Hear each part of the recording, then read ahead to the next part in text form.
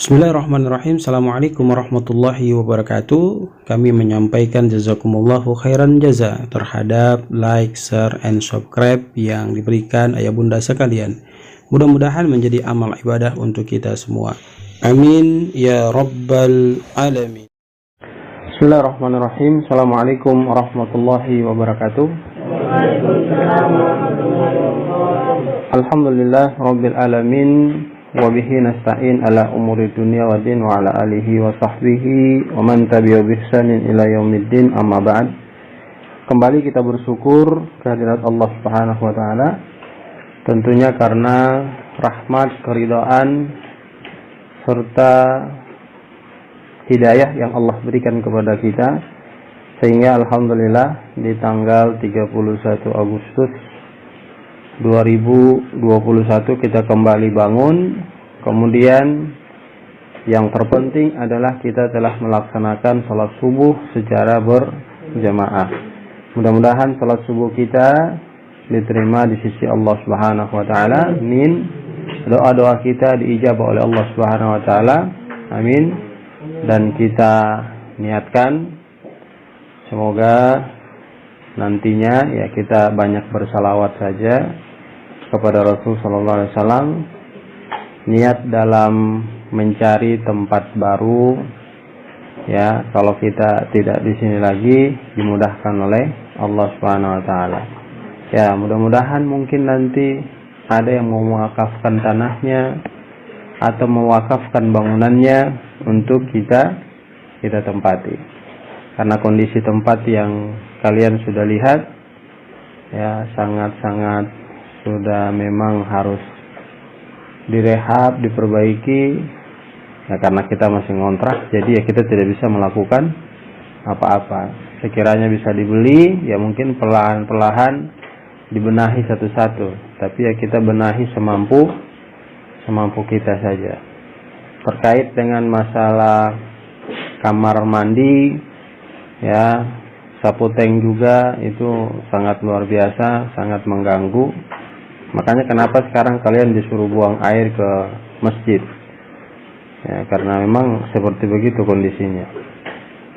Jadi ya kita salawat saja setiap hari, salawat.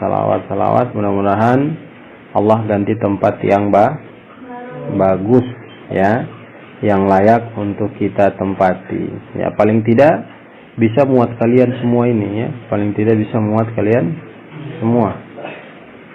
Syukur-syukur ada yang lebih besar lagi ya. Alhamdulillah, pada kesempatan subuh ini insyaallah kita akan sedikit mengkaji terkait dengan kitab Syarah Umdatul Ahkam ya, yang disyarah oleh Syekh Muhammad bin Shalih Al-Utsaimin ya. Ini kitab yang sangat luar biasa, kitab yang memang kalau kalian ingin memahami agama, bagus kalian punya kitab ini. Sudah ada terjemahannya, dijual ya, cuma harganya agak sedikit mahal, tapi ya tidak apa-apa. Yang namanya kita mau jadi ustadz, rifat ya, harus punya buku-buku yang bisa membantu kita untuk memberikan pencerahan kepada banyak orang. Oke, pada kesempatan yang berbahagia ini insyaallah kita akan sedikit mengkaji terkait ini. Kitab ini dibuka dari niat ya, dibuka dari babul niat. Nah, tapi kita sudah paham dan kita sudah bahas niat di hadis Arba'in An-Nawawi. Nah, jadi sekarang kita langsung masuk ke hadis yang kedua. Dan ini kenapa Ustadz angkat untuk kalian pahami sebelum kita belajar nanti bahasa Arab. Emang sengaja mau diselipkan supaya kalian itu otaknya terekam dengan pemahaman agama. Karena ini ilmu penting ya. Ilmunya ilmu penting dan ini sangat memberikan faedah dan manfaat untuk kalian ketika kalian berada di kampung ya. Baik, pada hadis yang kedua, ini kitab ini membahas tentang hukum sholat tanpa berwudu. Nah, kalau kita kaji ke belakang, ya kita kembali review ke belakang, kita sudah belajar ya hadis terkait bagaimana orang itu sholat kemudian dia tidak melaksanakan wudu. Jadi di sini hukum sholat tanpa berwudu. Kita lihat an Abi Hurairah radhiyallahu anhu qala, dari Abi Hurairah radhiyallahu anhu qala, dia berkata.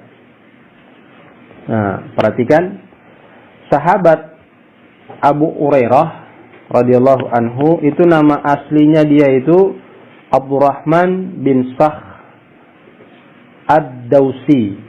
Ya, sekali lagi Abdurrahman bin Sakh Ad-Dausi. Beliau masuk Islam itu diceritakan pada saat perang Khaybar. Ya. Beliau masuk Islam pada saat perang. Siapa namanya? Siapa namanya tadi? Abu Hurairah, atau dengan dikenal nama Abdurrahman bin Sakh Ad-Dausi. Abdurrahman bin Sakh Ad-Dausi, ya. Beliau masuk Islam pada saat peperangan Khaybar, ya. Kemudian dengan konsep itu dia ikut serta menemani Nabi Shallallahu Alaihi Wasallam. Jadi kita bisa katakan tidak hanya sekedar di perang Khaybar, Uhud pun beliau ikut, dan perang-perang Islam lainnya, ya. Kemudian satu kelebihan dari Abu Hurairah, dia punya kelebihan khusus yang dia gunakan untuk memperhatikan hadis-hadis yang disampaikan Rasul Sallallahu Alaihi Wasallam. Itu satu kelebihannya. Ketika dia berangkat mengikuti perang bersama Rasul Sallallahu Alaihi Wasallam, di samping itu dia ada menyelipkan semangatnya untuk mempelajari hadis-hadis dari Rasul Sallallahu Alaihi Wasallam. Sampai-sampai Ibnu Umar radhiyallahu anhu berkata bahwa Abu Hurairah ini adalah orang yang paling serius di kalangan kami pada waktu itu. Coba perhatikan, di situ ada Umar bin Khattab radhiyallahu anhu bersama Nabi Sallallahu Alaihi Wasallam. Nah, makanya dia berkata kepada kita, dia menyampaikan bahwa Abu Hurairah adalah orang yang apa tadi? Paling serius, ya, dari kami memperhatikan hadis-hadis yang disampaikan oleh Rasul Sallallahu Alaihi Wasallam. Dan dikatakan beliau orang yang paling tahu di antara kami terhadap hadis-hadis Nabi Sallallahu Alaihi Wasallam. Berarti Abu Hurairah ini bukan orang sembarang, ya, bukan orang sembarang. Kenapa? Umar bin Khattab radhiyallahu anhu, sahabat Rasul Sallallahu Alaihi Wasallam saja menyampaikan bahwa beliau paling apa? Paling, ya, kalau bahasa kita semangat lah, benar. Paling semangat untuk mencari informasi terkait dengan hadis-hadis dari Nabi Sallallahu Alaihi Wasallam. Bahkan Imam Bukhari, ya, itu mengatakan bahwa Abu Hurairah adalah orang yang paling pakar di antara para perawi hadis di masanya, ya. Dan diketahui bahwa Abu Hurairah itu dengan kedekatannya kepada Rasul Sallallahu Alaihi Wasallam, dia sampai meriwayatkan hadis banyaknya 5.374 hadis. Ya, Masya Allah. Jadi saking dekatnya sama Rasul Sallallahu Alaihi Wasallam, saking semangatnya mau mengambil hadis dari Nabi Sallallahu Alaihi Wasallam, maka dinukil, diceritakan, disampaikan bahwa beliau itu mendapatkan hadis khusus beliau sendiri, mendapatkan hadis dari Nabi Sallallahu Alaihi Wasallam sebanyak 5.374 hadis. Ya, 5.374 hadis. Dan diceritakan beliau wafat di tahun 57 Hijriah. Ya. Beliau wafat di tahun 57 Hijriah. Jadi siapa namanya tadi? Abdurrahman bin Sakh Ad-Dausi. Biasa kita kenal dengan sebutan Abu Hurairah. Ya, bisa disebut juga dengan bapakku kucing. Ya, kenapa disebut Hurairah? Ya, kenapa disebut Abu Hurairah? Karena dia senang dengan kucing. Ya. Faktor kesenangannya dengan kucing itulah yang menyebabkan Rasul Shallallahu Alaihi Wasallam memanggilnya Abu Hurairah. Tapi nama aslinya tadi apa? Abdurrahman bin Sakh Ad-Dausi. Ya, Abdurrahman bin Sakh Ad-Dausi. Nah, itu beliau mengatakan, kalau Rasul Shallallahu Alaihi Wasallam. Kita tadi sudah belajar profilnya sedikit ya. Kita sudah belajar profilnya sedikit. Kemudian ada pengakuan dari Umar bin Khattab radhiyallahu anhu, sahabat Rasul Shallallahu Alaihi Wasallam, bahwa memang dia orang yang hebat ketika belajar hadis bersama mereka di hadapan Nabi Shallallahu Alaihi Wasallam. Kemudian datang lagi Imam Bukhari mengatakan bahwa dia juga memang paling faqih di masanya pada saat itu. Jadi dia perawi paling luar biasa. Ya, sampai-sampai dikatakan dia menghafal 5.374 hadis. Nah, dia berkata, qala Rasul sallallahu alaihi wasallam. Nah, dari 5.000 berapa tadi? 374 hadis, salah satunya di sini. Ya. Salah satunya ini yang kita baca. Qala Rasul sallallahu alaihi wasallam. Rasul sallallahu alaihi wasallam bersabda, la yakbalullahu salata ahadikum idza ahdatsa hatta yatawaddaa.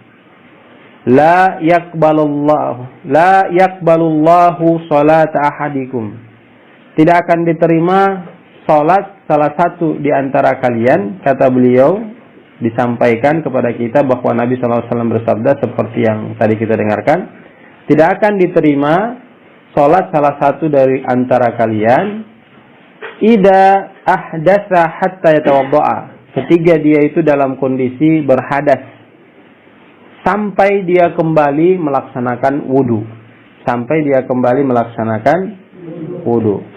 Nah, hadis ini diriwayatkan oleh Imam Bukhari. Ya, hadis ini diriwayatkan oleh Imam Bukhari. Kita ketahui secara bersama bahwa salat memiliki kedudukan yang agung di sisi Allah Subhanahu wa taala. Kenapa dia disebut memiliki kedudukan yang agung di sisi Allah? Kenapa? Karena dia adalah merupakan amalan yang pertama dihisab di akhirat. Apabila salat kita baik, maka amalan kita yang lain pun ikut baik. Kalau salat kita bobrok, maka amalan yang lain pun ikut bobrok. Ciri-ciri orang salatnya tidak diterima oleh Allah Subhanahu wa taala berawal dari ini. Dia tidak berwudu dengan baik, ya. Dia ada hadas tapi dia tenang-tenang saja tidak melakukan wudu untuk melaksanakan salat. Maka salatnya ya tidak diterima di sisi Allah. Ya, tidak ada pahala di sisi Allah Subhanahu wa taala.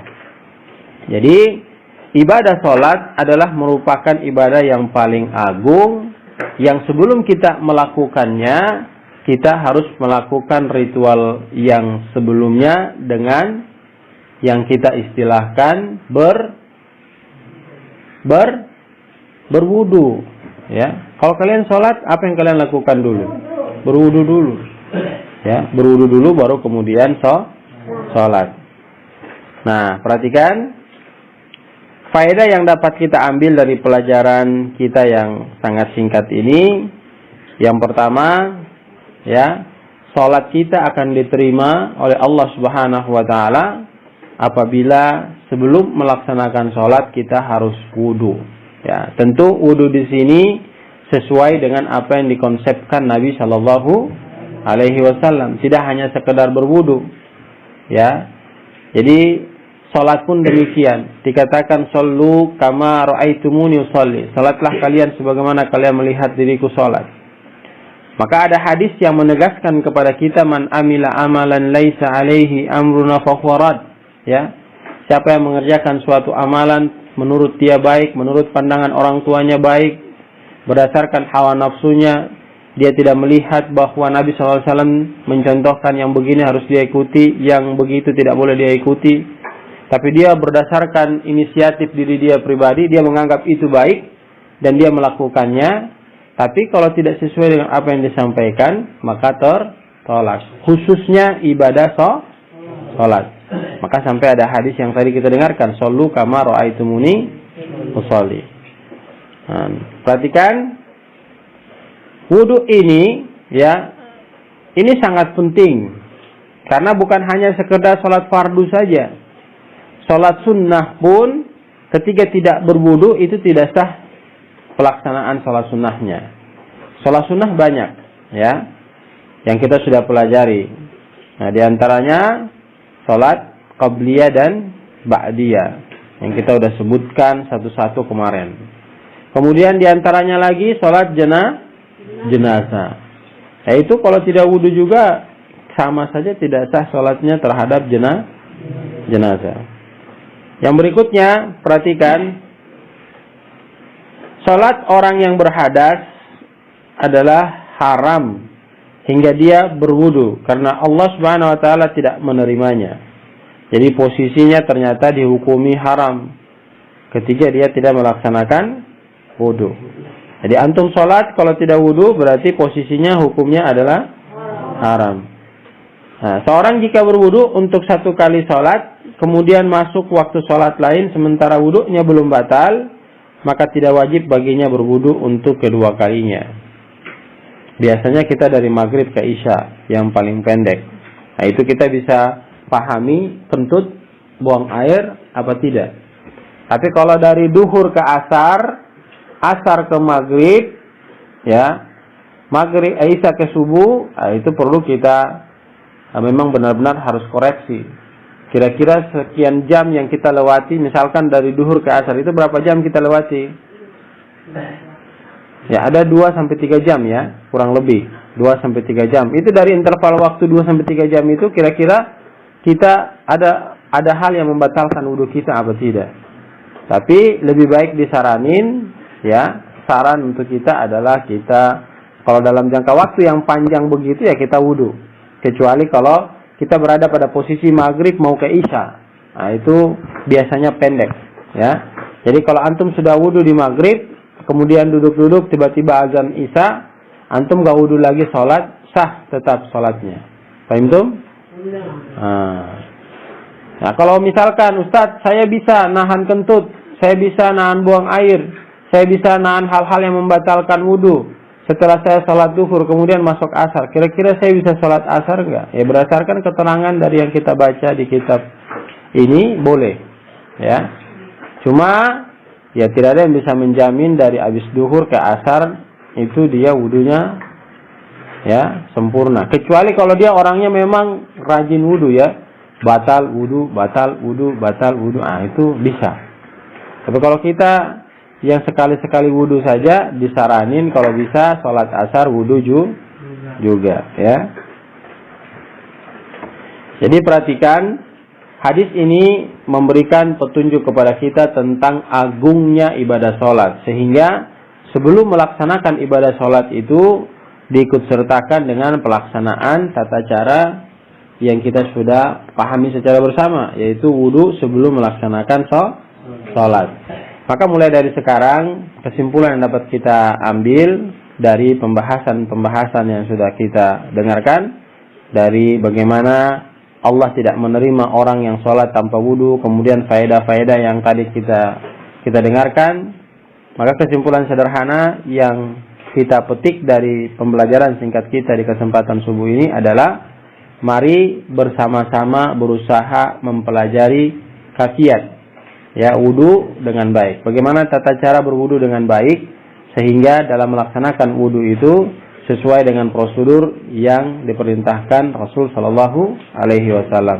Yang dengannya itu mewakilkan pada diri kita dalam pelaksanaan sholat sehingga sholat kita diterima di sisi Allah Subhanahu Wa Taala. Jazakumullahu khairan.